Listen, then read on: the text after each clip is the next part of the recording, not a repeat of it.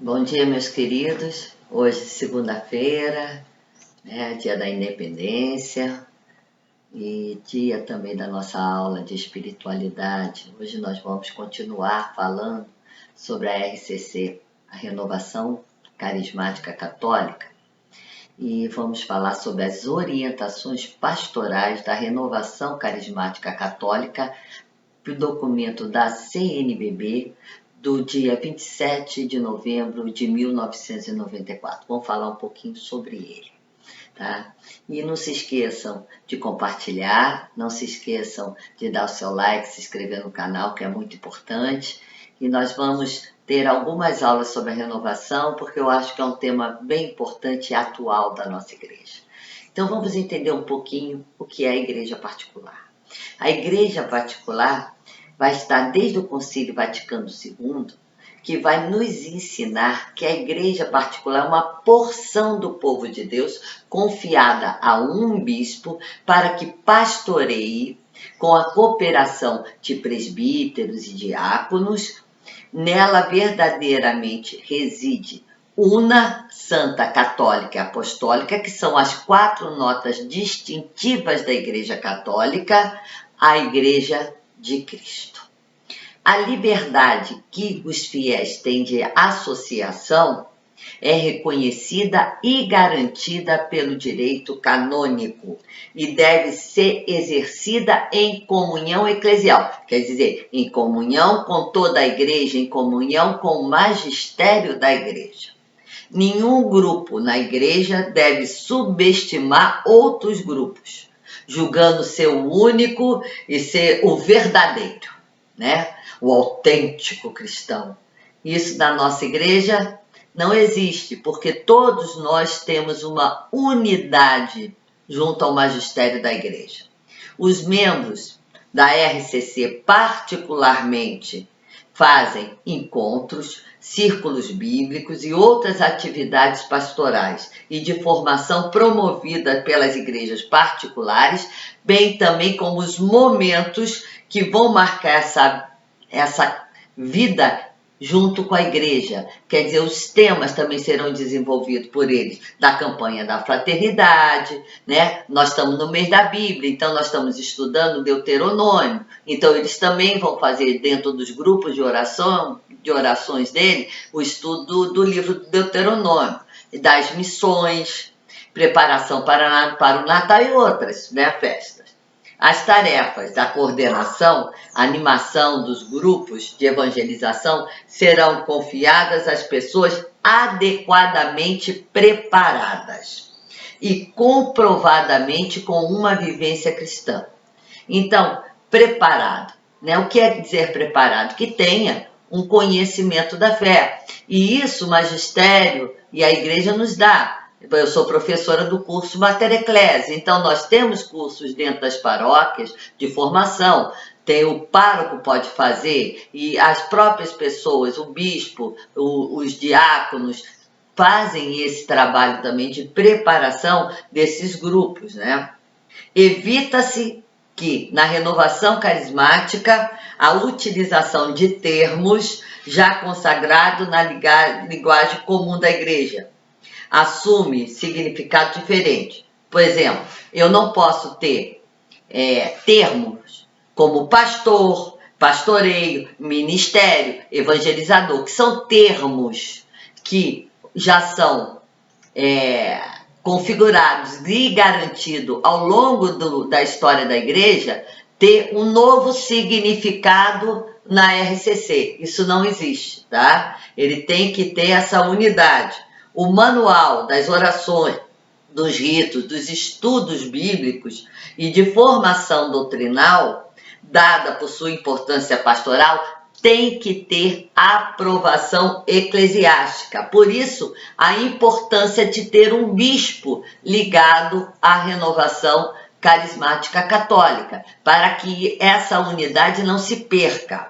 Leitura e interpretação da Bíblia. Isso é muito importante. A palavra de Deus é a própria presença de Deus que nos fala, Então a gente vai ver em João, escutai as escrituras, elas dão testemunho de mim.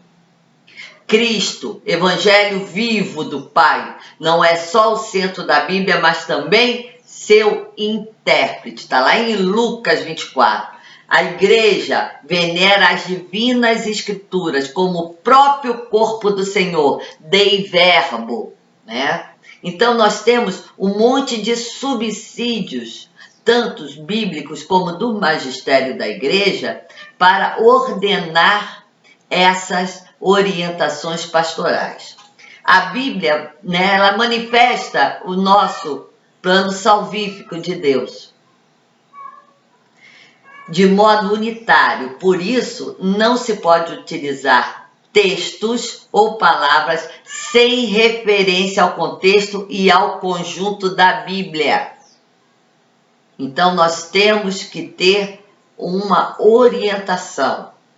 Para não prejudicar essa reta leitura bíblica, é preciso estar atento para não cair em outras perigos. Exemplo, fundamentalismo, que é fixar-se apenas numa palavra, materialmente, sem respeitar o contexto em que esta palavra está contida, né? Isso a gente tem que respeitar a ciência bíblica, a exegese, né? Titia aqui fez mestrado, doutorado na área bíblica, então a gente tem esse conhecimento para colocar essa palavra dentro do contexto histórico, dentro do gênero literário, das mãos redacionais, e assim, por conseguinte, fazer uma perfeita hermenêutica.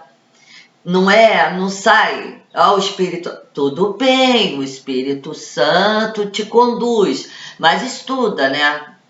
Também um pouquinho, né? Que o Espírito Santo, ele tá, mas ele quer que você também faça por onde, né? Senão fica muito fundamentalista. É isso que a gente evita, né? Esse fundamentalismo. O intimismo, quer dizer, eu vou interpretar a Bíblia de modo subjetivo, às vezes mágico, fazendo o texto dizer o que ele não diz. O que ele está dizendo o que eu estou achando. É minha interpretação do texto, não é a interpretação da igreja do texto. Então, nós devemos também evitar cair, né, por esse caminho obscuro da palavra. Então, nós temos que seguir as orientações do magistério, especialmente o recente documento da Comissão Bíblica sobre a interpretação da Bíblia na igreja. Existe um documento como o cristão deve interpretar a Bíblia, com toda uma metodologia. Então, compre o documento. Quem é coordenador de pastoral, quem vai ser coordenador de círculo bíblico, tem que ler os documentos da igreja.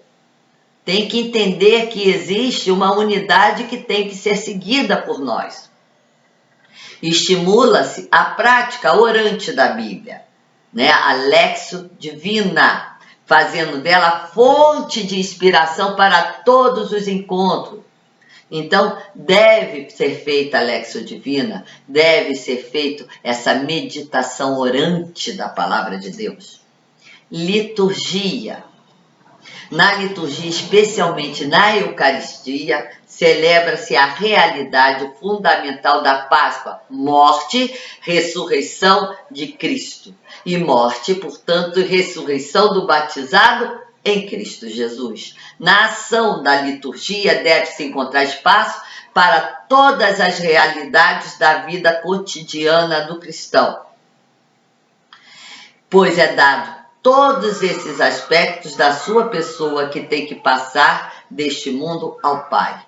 Ao participar da celebração, o cristão terá presente suas aspirações, alegrias, sofrimentos, projetos, bem como todos os seus irmãos. E vamos colocar isso na intenção, na oração que sua comunidade, com toda a igreja, dirige ao Pai, com Cristo nosso Salvador, na unidade do Espírito Santo. João Paulo II vai falar isso nas diretrizes ao Bispo do Brasil.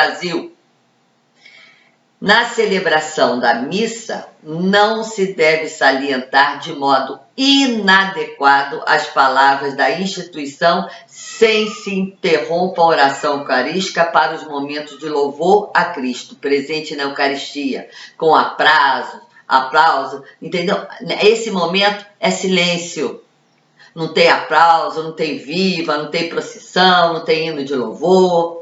Outras manifestações que se exaltem de tal maneira o sentido da presença o quê? Real, que acaba que esvaziando as várias dimensões da celebração litúrgica. Então, na missa há momento de louvor, há momento de alegria, mas também há momento do silêncio. O silêncio é litúrgico e deve ser respeitado na nossa igreja.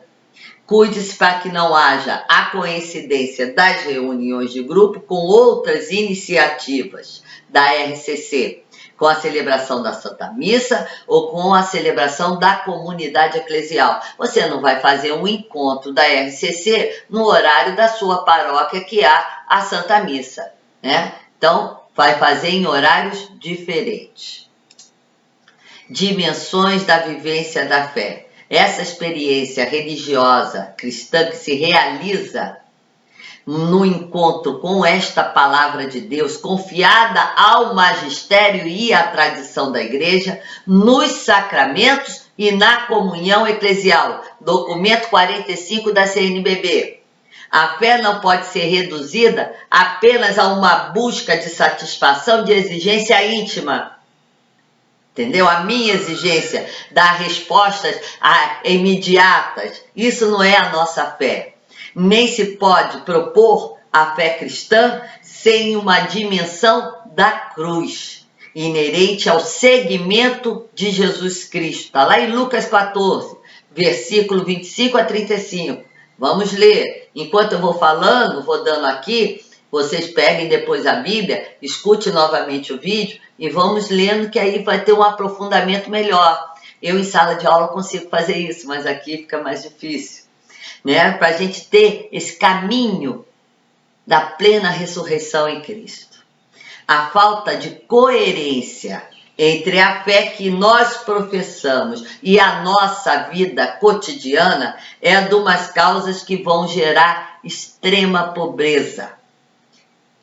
Os cristãos nem sempre souberam encontrar a fé, a força necessária para penetrar nos critérios de decisões dos setores responsáveis pela organização social, econômica e política do nosso país. O que quer dizer? Nós temos a nossa fé, e a minha fé não está contida só na igreja. A minha fé vai estar contida no meu trabalho, a minha fé vai estar contida no meu dia a dia, no meu testemunho diário. Então, vamos tentar fazer da nossa vida realmente um segmento.